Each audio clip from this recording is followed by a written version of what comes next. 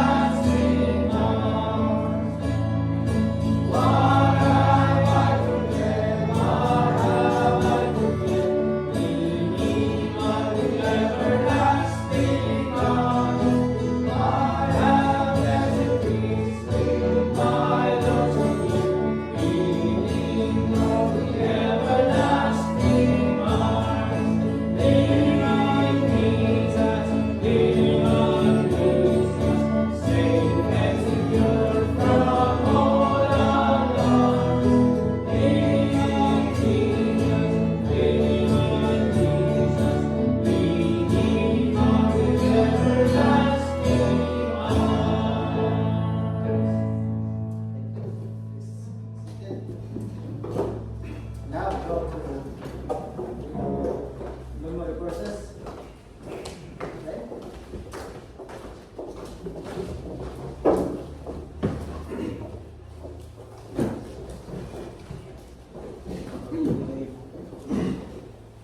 Beginning with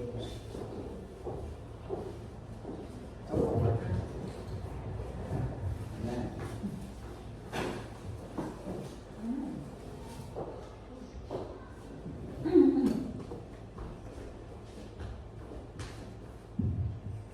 First John 4:19. We love him because he first loved us. Right. Amen.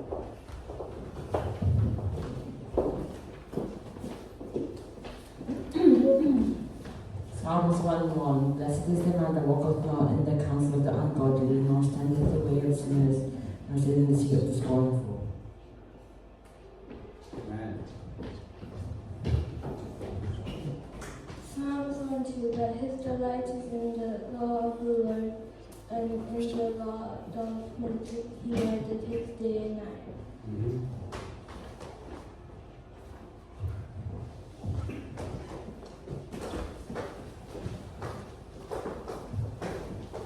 Isaiah 26:3. Thou will keep them in perfect peace, because, whose mind is stayed on thee, because he trusted in thee.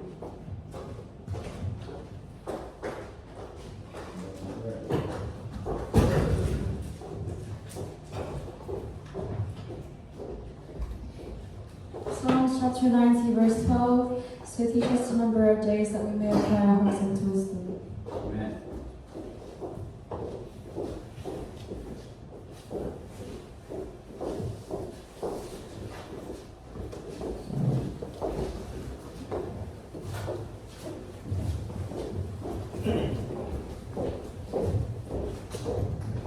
First Corinthians chapter 15, verse 57. But thanks be to God that giveth us the victory through our Lord Jesus Christ.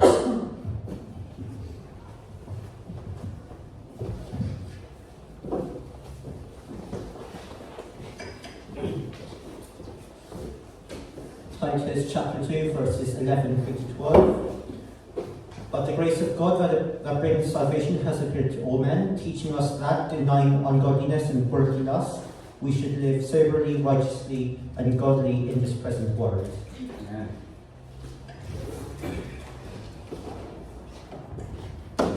Proverbs 13 verse 20.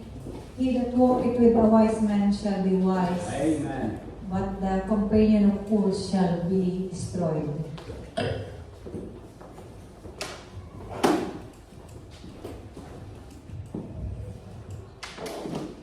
Proverbs 16:3. Commit thy works unto the Lord, and thy thoughts shall be established. Romans chapter 15 verse 32 and 33, that I may come unto you with joy by the will of God, and may with you be refreshed. Now the God of peace be with you all. Amen. Amen. Jeremiah 17:7. Blessed is the man that trusteth in the Lord, and whose hope the Lord is.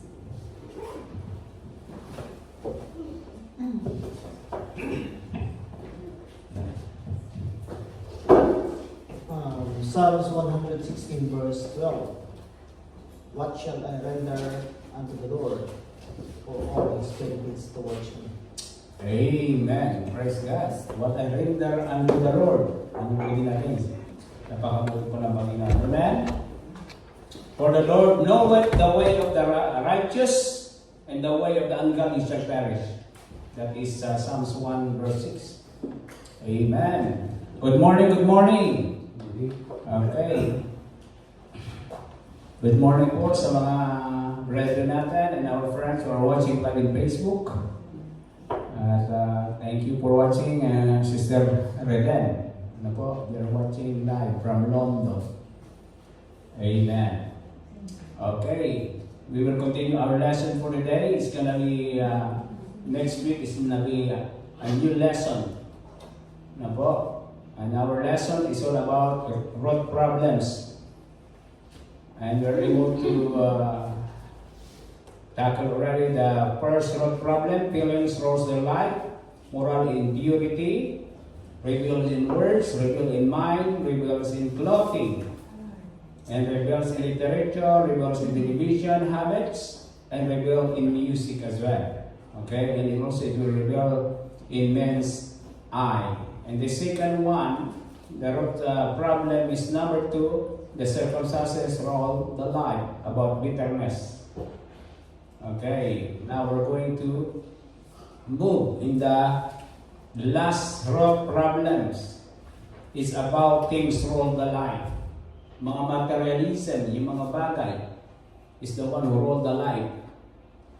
Like money. Okay, natalagan natin yan. About the love of money is the root of all evil. From 1 Timothy chapter 6 verse 10. Loving temporal values. Yung mga temporal things, alam naman natin, all things here in this world is all temporal. Even our beauty. Amen? Ang kagandahan mo is only temporal. Di ba, Brad? Nung kabataan natin, medyo okay pa, wala bang kulubot. Wala pang sakit. But now we're getting older, lumalabas sa mga karamdaman. Why? Because this body is corruptible body. Corrupted po itong body na to because of sin. That's why, although we love ourselves, di ba? Alam natin na mahal naman natin ang ating sarili. Inaalagaan natin. That's why the Bible said our body is the temple of the Holy Spirit. Ano po? That, ang katawan natin na po ay templo ng Diyos. Ano? Dito na nananamba ng Espiritu. That's why we need to taking care of our bodies as well. If you want to live a little bit more longer, but only God can take life. Amen? And God can sustain our lives. Ano ba? The third root problem is people yung materialism or yung things yung nagro-roll sa buhay nila, yung temporal values. Ano po? Kaya sa 1 Timothy 6:10, for the love of money is the root of all evil, which was some committed after they have erred from the faith and first themselves through with many sorrows. The Lord Jesus itself spoke 5 times as much about money and possessions as he did about any other subject. Why? Because he knew how much like backracks we are instead of things serving us. Ano po? We are tempted to serve things. Yung money po, hindi na pinagsisilbihan. Kaya dapat alam natin kontrolin ano man yung position na mayroon tayo. Amen? And we are all only stewards. Tayo ay mga lamang katiwala ng Diyos. Even our children, it is from the Lord. That's why we need to nurture them, not only physical food, but also in the knowledge of God. Kaya salamat sa Panginoon, our children are learning here. Amen? Tinuturuan. Bakit? Because of Christian families, tinuturuan natin how our children respect their parents, respect other people. Amen? And going to stand even you are alone. That is our next topic next week. As a Christian, we need to stand even there's a lot of opposition sa buhay natin. Why? We need to stand alone in na mayroong in our conviction according to the Word of God. Ano po? Kaya yan po. Ano pa? We need not to serve things. Naintindihan natin yan? But the things that we have, yun yung magsiserve sa atin. Like our car. Who love cars? But is your car, kinukumutan pa natin minsan? Okay? Sometimes, ang ibang bibili ng car, and then, i-stock lang yung car. There's a lot of car nagko-collect ng cars. Tama? Ang car nila, mas mahal pa sa buhay mo. Yeah? Let's think about that one. Okay? Some people are tempted to serve things. A car, even clothing, money, house. Okay? Yung mga yate. Natin natin sino yung mga yate sa Pilipinas. Because sometimes our hobby, mas mahal natin yung hobby natin kaysa sa church. Ano ba? Why? All of this, if you're going to serve these things, it will destroy our Christian life. Tama? Kaya huwag tayo masyadong mapagmahal sa mga temporal na bagay lamang. Okay. Kung ating buksan ng Jeremiah, let us open in Jeremiah. We have an example here. Jeremiah chapter 45 verse 5. And I want one of the young people magbasa. Jeremiah 45 verse 5.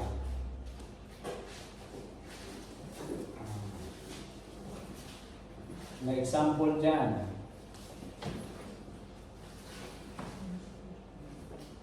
Tinanong siya ni Jeremiah, sino yung tao yan? Si Barok. Pag sinabi mo sa Pilipinas yung community si Barok.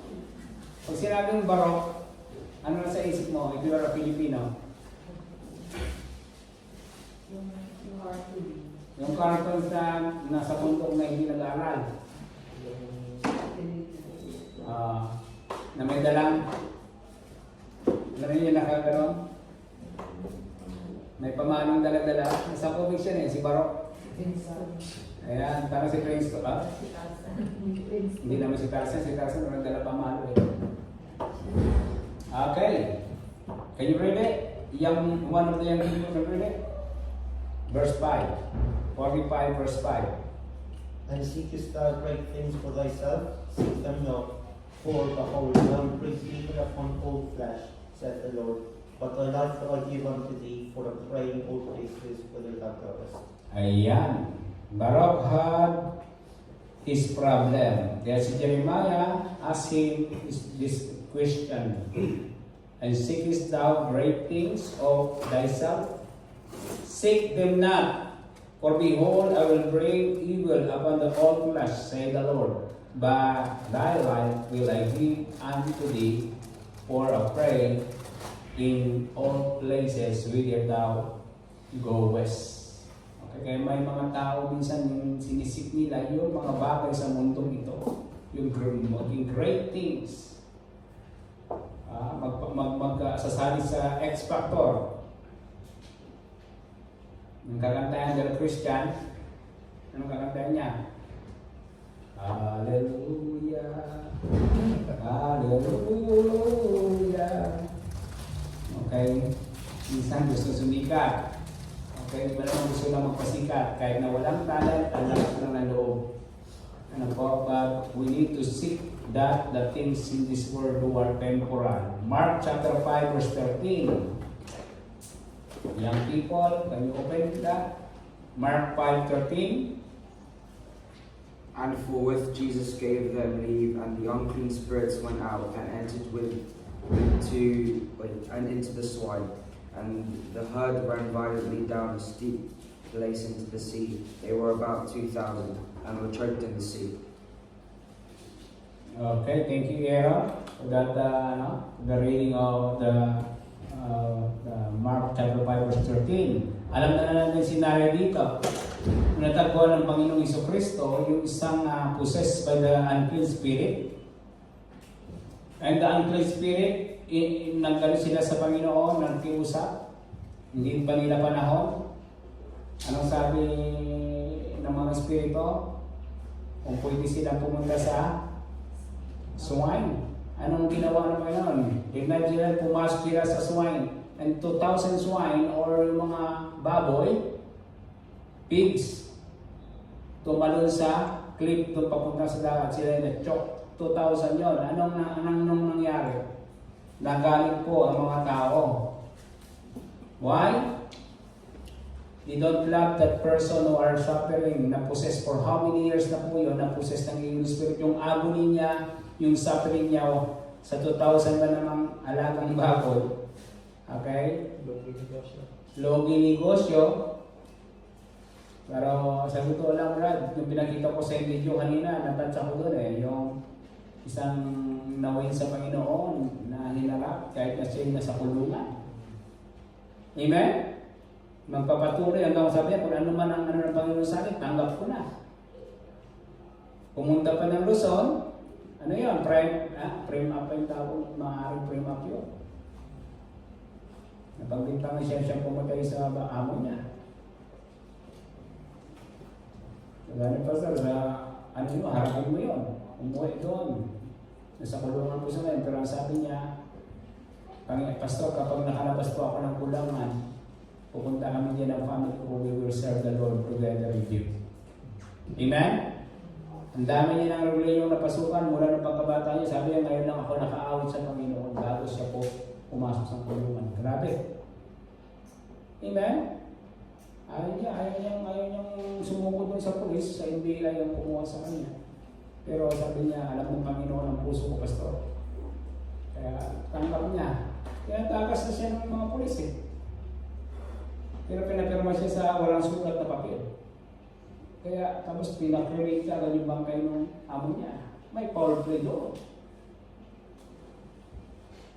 Kaya ngayon ko lang, sabi niya, ngayon ko lang naranasan ang tunay na kalayaan. Amakin mo. Ibig sabihin, tunay niya talagang tinanggap ang Panginoon sa buhay niya. Okay, kaya nakaka-bless ko yung ganung Naghinayang ang mga tao sa 2,000 na baboy na namatay. Pero hindi sila naghinayang o concern sa tao for how many years na siya nagsasuffer na possessed with the evil spirit. Okay? Proverbs. They love swine more than that person. Proverbs 11:28. He that trusteth in his riches shall fall, but the righteous shall flourish as a branch. Proverbs 11:28. Why? Most of the people spend their life in discontentment, and they are keep chasing after things. Tama? Sabi ko nga, may nagsabi ko sa akin, ayaw ko pastor maging mayaman. Ayaw ko rin naman, masyadong mahirap. Sa Bible rin po yun eh. Amen? Pag mayaman na mayaman, maaaring makalimutan mo yung Panginoon. At pag mahirap na mahirap ka naman, susumpain mo naman ang Panginoon sa buhay mo. Kaya, in whatsoever state I am, sabi ni Paul, I learned to be mistake. Alalaan na rin si Paul, hindi siya mahirap. Pero naranasan niya maging mahirap, naranasan niya rin mayroon sa buhay. Pero ang sabi niya, I learned to be content. But people spend their lives in discontentment and chasing after things. That's why that is our third root problems, and that is the last one. Okay? Ano yung una? Moral impurity, feelings rule the life. Huwag po ang feelings, yung katotohanan sana mag-roll sa buhay natin. Second, circumstances rule the life. Bitterness, yung mga circumstances. Okay, naging alipin tayo ng mga nakaraang mga huwag po tayong manatili doon. And also, thirdly, things rule life. Okay, the life, temporal values. As a Christian, sabi ng Bible, huwag tayo doon sa mga temporal values lang mag-invest. Do not invest our talents, do not invest our sa mga bagay ng mga makamundo. We need to invest yung heavenly investment, yung mga kaluluwang, amen? Those souls who are not yet saved. Kaya nga, hindi po masama magpakain ng street children, but you need to make sure na yung street children na pinapakain, kasi mabuting gawain po yun, yung magpakain sa mahirap, tumulong sa mahirap. But the most importantly, they need to know na mayroon pong Panginoong Jesucristo na namatay sa oras ng Kalbaryo. Amen? That is the most, kaya gamitin natin our resources to win souls for the Lord. Yan po ang pinakamalaga. Tulad ng maniac na possessed by the evil spirit, tinalayo ng Panginoon. Kailangan po ng mga tao lumaya.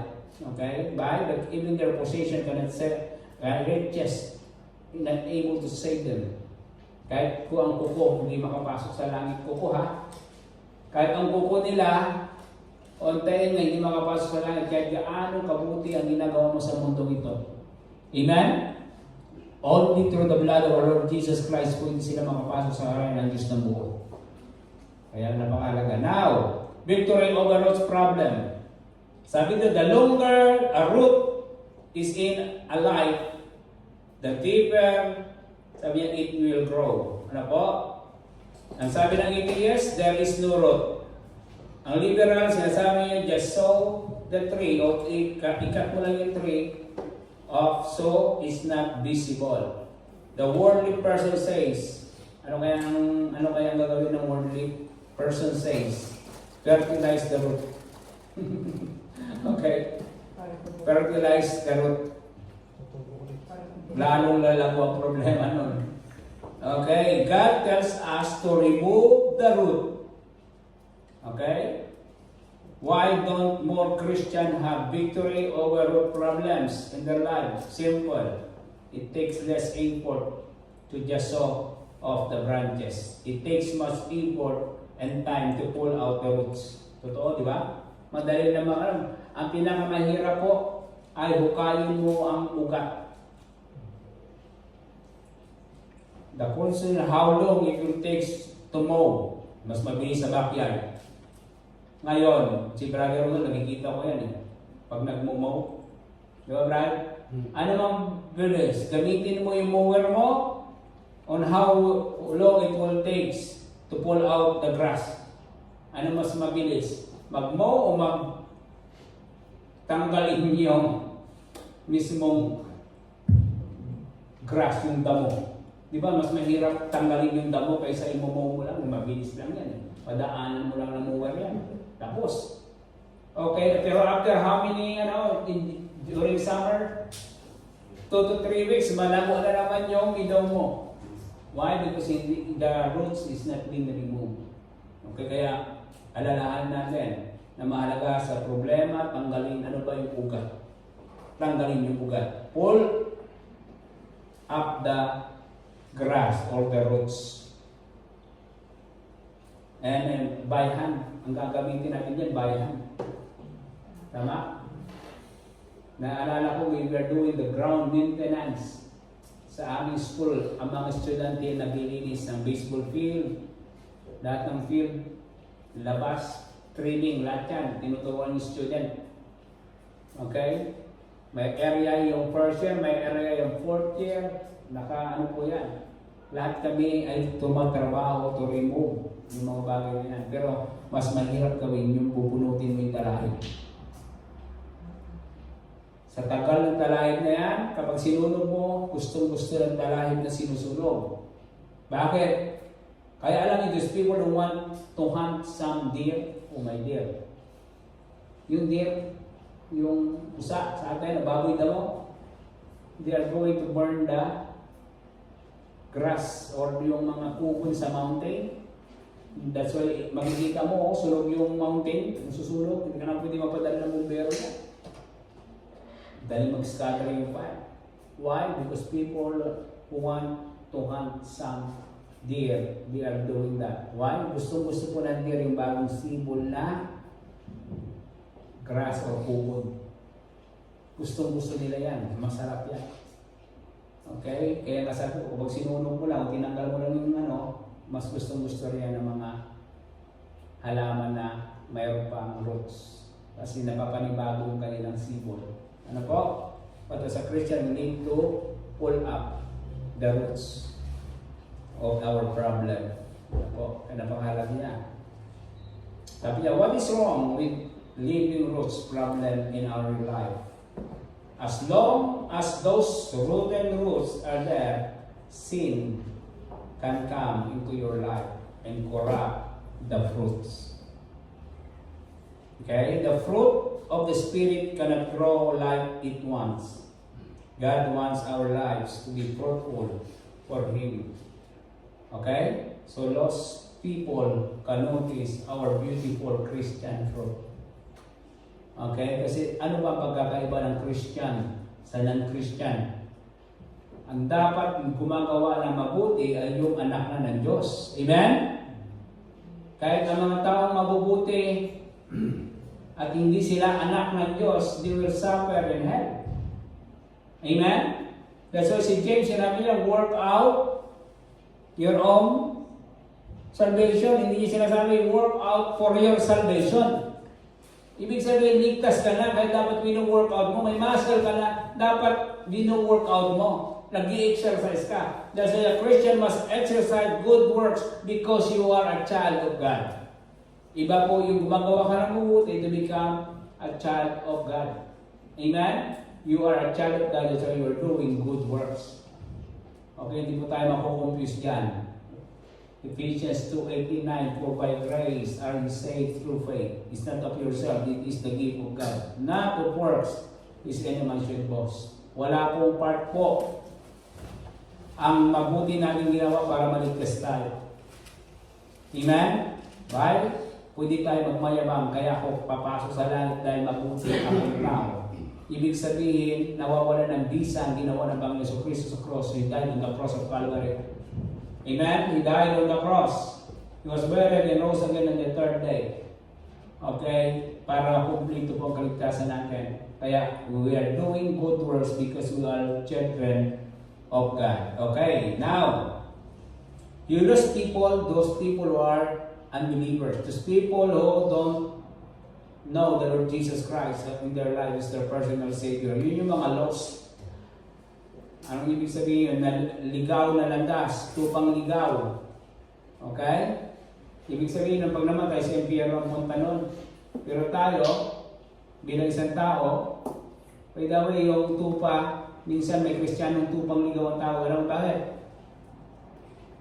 Yung tupa kasi nagre-represent ng Kristiyano to. Ang kambing nagre-represent ng unbeliever. Pero may awit yan parang isang tupang ligaw. Kasi ang tao, Kristiyano siya, ligaw pa rin yung kanyang buhay. Ngayon, how does people differentiate between the believers and the unbelievers if the same thing ang ginagawa natin katulad rin ng isang unbeliever? That is very important to remove the truths. The question is, do you want victory over root problems? Gusto ba natin magkaroon ng victory? I will give you some steps. First, we need to admit to God. Aminin mo sa Diyos, parang si Doc Ato ito. Napapanood ko kasi yan eh. Mayroon kang ginawang kasalanan. Ang tinatanggalan natin ang bukol. Kumbaga dyan, yung branch lang yan. Mayroon siyang puntos, di ba? Pero yung ugat talaga, hindi pa natin natatanggal. Kaya tutubo na naman ang bukol. Kinakailangan putulin natin. Una, sabi niya, admit na nakasala ka. Hanggat hindi mo inaamin na nakasala ka, wala kang problema, ibig sabihin. Kaya dito sabi na, admit to God and yourself which root or roots are present in your life. Dapat meron kang aminin. Ano ba yung mga root problem sa buhay ko? Aminin mo na may problema ka. Amen? You need to accept, you need to admit that there is a problem sa buhay natin. Pangalawa, okay, we need to look up and memorize specific scripture that talk about your root problem. May mga verses sa Bible or lesson in the Bible na you can use. Sabi ko, yung Bible niyo may mga concordance siya, may mga cross-reference. Even in the Google, you can Google na mga bagay na dapat natin malaman. That's why we need to memorize. That's why it's very good. Our children are able to memorize some verses every Sunday. They are reciting their verse. Amen? Kanina na lang, yung kay Wawa, anong memory verse mo, Wawa? 1 John 4:19, ano yun? Oh. Sino ang unang mahal sa atin? God. This is the one who first loves us. We love God, but He is the one who first loves us. Amen? That's why a Christian must love God. Why? Because He is the one who first loves us. Amen. Simpleng memory verse lang, pero it is powerful. Why? Because it's the word of God. Amen? In the gospel of Christ, that's why sabi ng Bible, huwag tayong mahiya. For I am not ashamed of the gospel of Christ because it is the power of God unto salvation to those people who are going to believe, to the Jew first and also to the Greek. Amen? Walang pinipili ang kaligtasan. Amen? Walang pinipili ang Diyos kung sino ang maligtas. In the foreknowledge of God, He knows who going to trust Him as their personal Savior. Amen? But if you hear the gospel of Christ, okay, you need to believe for what He have done. Why? Because this is the power of God to salvation. Okay? Gospel means the death, burial, and the resurrection of the Lord Jesus Christ. It is the good news that He died, He buried, and rose again for us. Okay, napakahalaga po yan. What else? Clean up. Maglinis tayo. Clean up. Get rid of everything you own that could keep the root growing. Mayroon ba sa buhay mo na nagpifertilize pa sa root problems in your life? Nagpifertilize yung bagay na hindi tama sa harapan ng Panginoon is still growing in our Christian life? Now, if you remove that, if you, kaya sinabi clean up, not only you're going to clean up, you need to replace. Kasi pag hindi mo papalitan, may babalik dyan. Tama? Remember? Lumabas yung masamang espiritu. And then bumalik, more than legion ang pumasok. Why? Kasi hindi napalitan. We need to replace what you get rid with the godly substitute. Ano ba yung mga maka-Diyos? Palitan natin yung mga makamundong bagay na maka-Diyos na bagay sa buhay natin. And also, you cannot do it alone. We need to get help. That's why we need to enlist a Christian who is having victory. Kung may mga na-experience sila, ask them. Ano ba? Kung may mga problema ba ako, pastor, ganito, tanongin mo rin yung pastor mo. That's why you need to get help. You cannot do it on your own. Amen? And also, we need to take a bath once a week. Makakatipid ka na sa tubig, makakatipid ka sa sabon. Now, we need to bath ourselves in the Bible and prayer. Anong sabi sa John 15? Makita natin John 15. We're going to finish our lesson with that. John chapter 15. To Jesus Christ Himself. That's why you cannot bear fruits of good fruits without the Lord Jesus Christ. If you're going away from God. Anong sabi dyan? John 15? 1 to 5? Sabay-sabay tayo. Basahin natin ang sabay-sabay. Medyo mahaba-haba pa yung ating oras kasi on time tayong araw na ito. Sige po, basahin natin ang sabay-sabay. Verse 1. I am the true vine, and my Father is the husbandman. Every branch in me that beareth not fruit, He taketh it away. And every branch that beareth fruit, He purgeth it, that it may bring forth more fruit. Now, amen? Now ye are clean through the word which is spoken unto you. Abide in me, and I in you, as a branch cannot bear fruit of itself, except it abide in the vine. No more can ye, except ye abide in me. I am the vine, ye are the branches. He that abideth in me, and I in him, the same bringeth forth much fruit, for without me ye cannot do nothing. That's why we need to abide. Anong awitin natin? Constantly abiding. Manatili tayo sa Panginoon. Why? If we are not abiding, we are the branch. Sabi, I am the vine. Pag hindi tayo nakakapit doon, hindi tayo attached doon sa vine, wala tayong magagawa, hindi tayo mabubunga as a Christian. Amen? That's ang ganda, no? Si Jesus Christ Himself na nagsasabi niya. Jesus is the vine and we are the branches. If we are not, sabi niya, producing fruit, anong ginagawa niya? Mayroon siyang ginagawa sa buhay natin. Purging. Brad, ginagawa mo ito, di ba? Pruning. Anong ginagawa sa pruning? Tinatanggal yung mga walang unwanted na mga sari-saringit. I applied it as well during my summertime. Yung nag-plant ako doon ng kamatis. Bakit sinasak niya yung sustansya na wala naman siya magiging bunga? Pabigat siya doon sa may puno. At naapektuhan even those fruits na nandoon, naapektuhan ang kanilang paglago. Why? Kasi sinisipsip niya yung some of the nutrients. Kaya yun ang pinuprot, tinatanggal. Kaya maganda, mayroong Kaya sa ganun ay sa church. Amen? Yung sinasabi niya, nilililig tayo ng Panginoon that is pruning. Niniliglig. Ano yung said? Matiraang. Matiraang. Sabi niya, matibay. Yun, matira ang tunay. Kapag hindi tunay, talagang hindi. Mahirap mag-stay ng hindi tunay. Amen? Kapag hindi na tunay, marinig mo, nasasaktan ka, alis na. Bakit hindi tunay?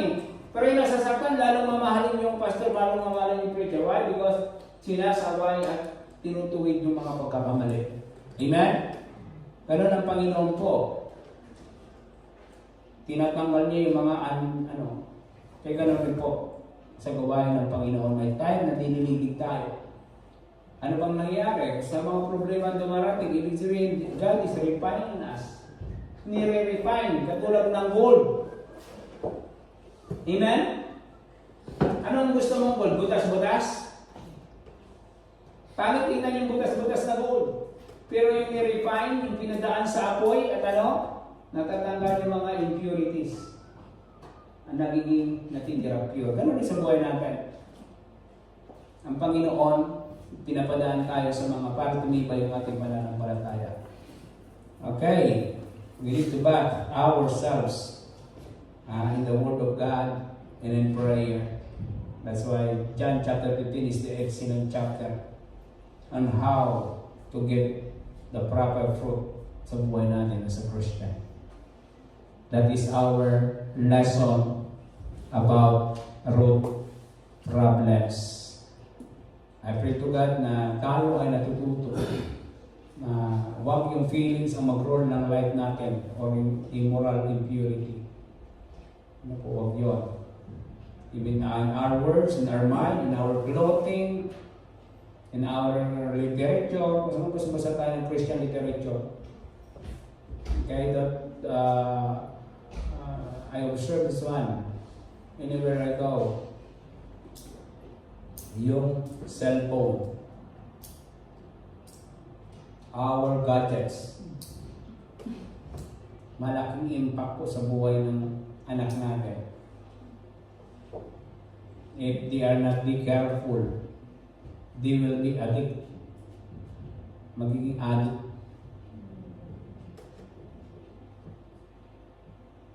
Mga mo, nakikita ko ito yung bagay na tuloy ako naghahatid ako. Kikita mo yung mga student, wala nang interaction sa mga paligid. Nakaganyan naman sa cellphone. Araw-araw, tuwing oras na yun, nakapadala ko, nakaganyan na lang.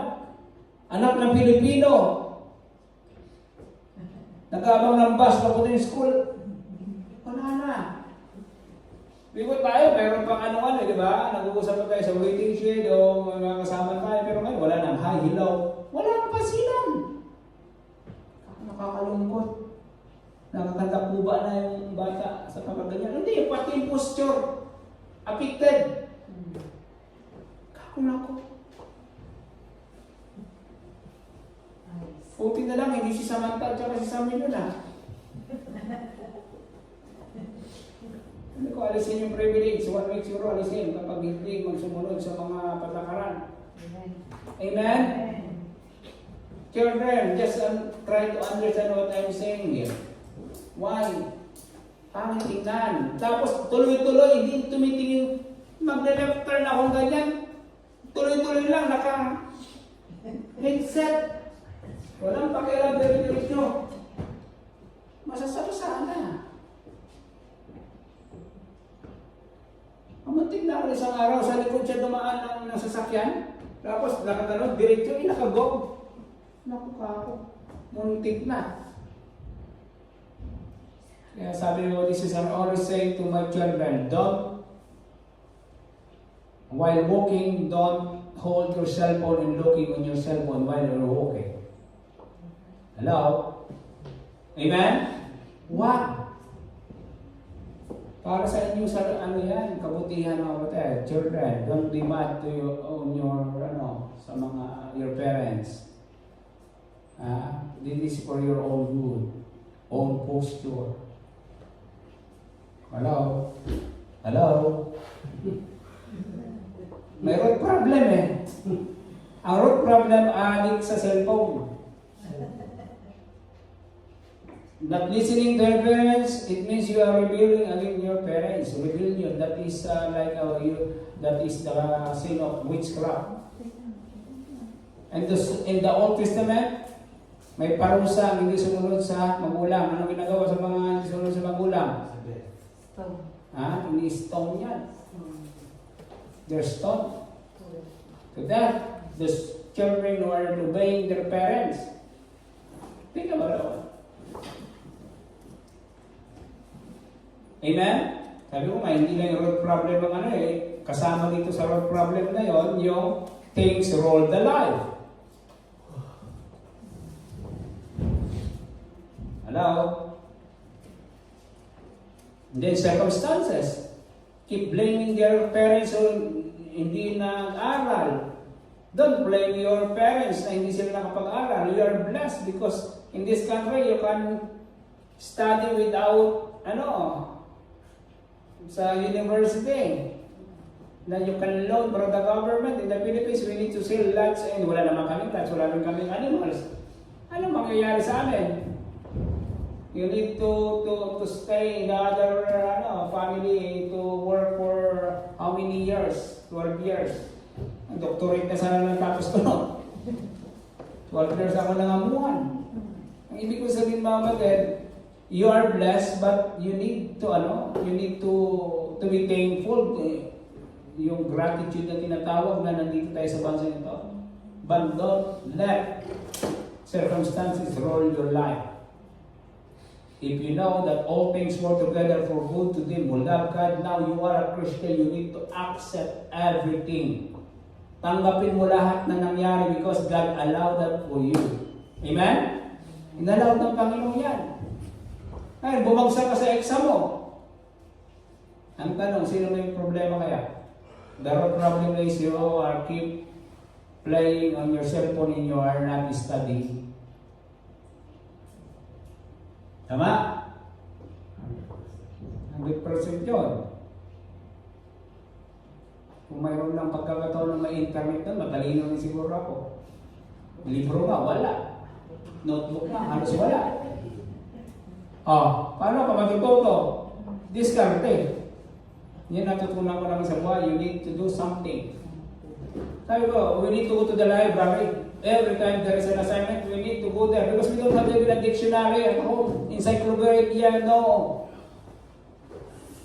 Kaya pag nakita ko encyclopedia, binibili ko eh. Na kahit nandiyan na lang sa Google, bakit hindi ko na-experience na magkaroon kayo ng encyclopedia? Dictionary nga na English-Tagalog, wala pa ako. Ang hirap mag-aral no? Kaysa ngayon, isang ganyan na sa Google. Gagawa ng thesis, iibahin lang yung wording, tapos. And then, I discovered for my whole life na ngayon pala, ganyan, dapat mo lang sa English, pag pwedeng itagalog yung lahat. Yung written word, magiging typewritten. But 4 years ago, I still need to go to library when I study. Kasi sanay tayo doon. Diba? Pero ngayon, tingnan nyo Tagalog. Itapat lang yung camera doon ng cellphone. Na-translate yung German sa English. Yung German sa Tagalog. Wow! Na-amaze ako. Nung ni Jasmine, pinakita sa akin, Pastor, it's easy. Ganyan na pakahaitig ngayon. Tagalog na sulat ni Pastor Jimmy Victorino na lesson, ginana niya in English. Wow! Amazing. Amen? Grabe. Kaya may scientific. Alam niyo pang hindi ako walang karoon ng scientific calculator? Pero ngayon may scientific calculator na binibenta direkto doon sa school. Pag sa'yo may scientific calculator, ibig sabihin big time ka nung unang panahon. Kung may scientific calculator naman, hindi na sana ako nagkikwenta-kwenta naman. Ay, grabe. Ang ibig ko sabihin, there's disadvantage at saka advantage. Ngayon sa Christian, take it as an advantage yung mga high-tech gadget natin.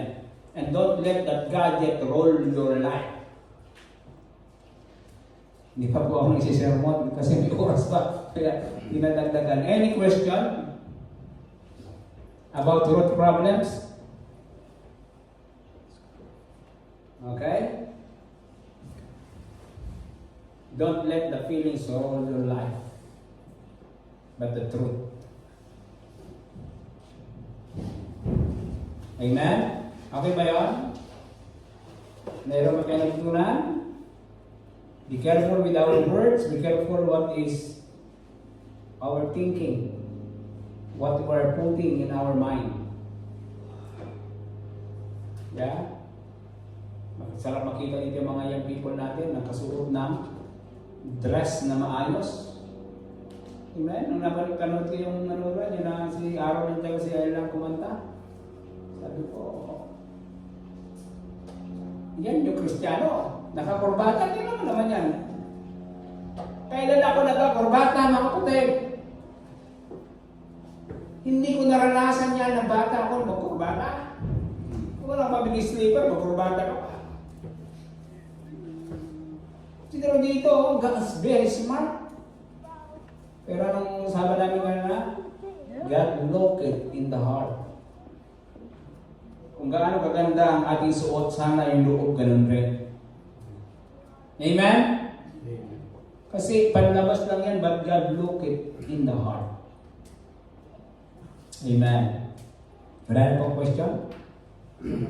Sige, Pastor. Ayos. Mukhang magpapastor ka na.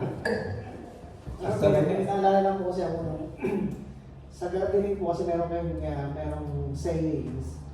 The saying says, one seed, it takes 7 years to weed. When the 7 years, that means to say, never ending. Pag napabayaan mo isang puto, tumubo yan, at nagmulang lang nabuwa yan, 7 years, never ending weeding niya. So ganun po ako problem. Okay.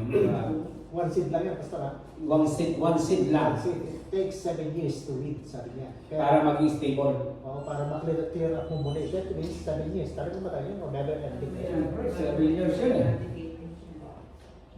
Amen. Sa Christian life rin, ganun rin. Diba? Kaya minsan nangiinip tayo, gusto na kagad natin magbunga rin.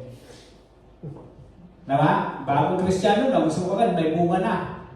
Kailangan rin natin turuan, i-discipleship. Para ano? Para isang araw makakatayo na siya. Bakit? Lumakas na siya. Nagmamature siya eh. Diba? Inalagaan ka. Kasi inalagaan niya rin ako. Bakit? Binigyan niya ako ng Bible. Tiglot. Kaya akala ko may crush siya sa akin. Kasi dalawa ba? Binigyan niya rin ako ng love gift kasi wala naman ako talang income noon. May love gift. Ang karoon love gift niya sa akin? 250. Nung napunta ako ng Pasig sa seminary, binibigyan niya ako ng 500. Kaya kala ko talaga may gusto siya sa akin. Kaya pala, inaalagaan ka lang niya. Ni-encourage ka niya. Napakalaga ito nag-encourage sa atin, mga kapatid. Amen? Kaya bawat isa sa atin, if you are thinking that you are a mature Christian, try to find somebody to encourage. Kasama yan sa pag-aalaga. Diba? Ganda, no? Mga ganyan, itong taon na ito, 3 lang yung anak ko, upo na yung isang puno, hindi. Alam mo kung bakit? Alam mo kung bakit? Hindi namunga, Brad. Napansin ko, binumunod ko yung ugat, mayroong something sa ugat. Hindi nagbunga. Yung isa lang talaga, nagbunga. Binunod ko lang siya kasi baka mahawaan yung katabi niya, yung dalawa yun, yung biling mo sa Brad. Isa lang talaga nagbunga, kaya inano mo yung sanga, tinanong ako, bakit walang bunga itong isa? Tapos yung parang nabansot, biglang yung pinakadulo niya, parang yung ampalayan na nakukuha na ng mga talbos, tapos may lumalabas na mga maliliit na sarili. Ganun nangyari sa upo ko eh. Nung ginanong ko, Brad, maitim yung ugat. Mayroong parang kinain sa loob, kaya hindi na siya nagbunga. May problema. Kaya hindi check yung roots. Doon sa roots.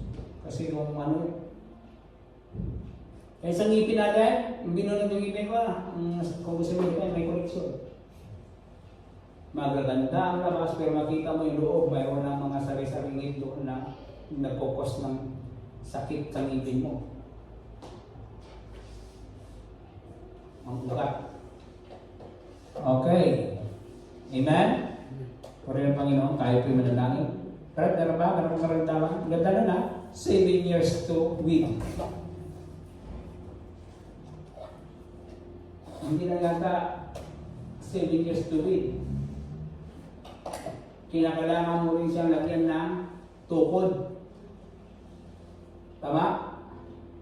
O kaya, guardahan mo rin yung paligid niya. Bakit? Yung kambing, pag kinain yung tanim mong mangga, ewan ko lang. Ubos.